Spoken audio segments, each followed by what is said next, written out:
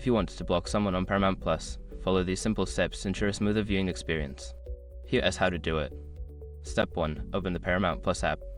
Launch the Paramount Plus app on your device or go to the Paramount Plus website on your browser. Step 2. Sign into your account. Enter your login credentials to access your Paramount Plus account. Make sure you are signed into the correct profile. Step 3. Navigate to your profile settings. Locate your profile icon, usually found in the upper right corner of the screen. Click on it to access your account settings. Step 4. Find the Blocked Users section.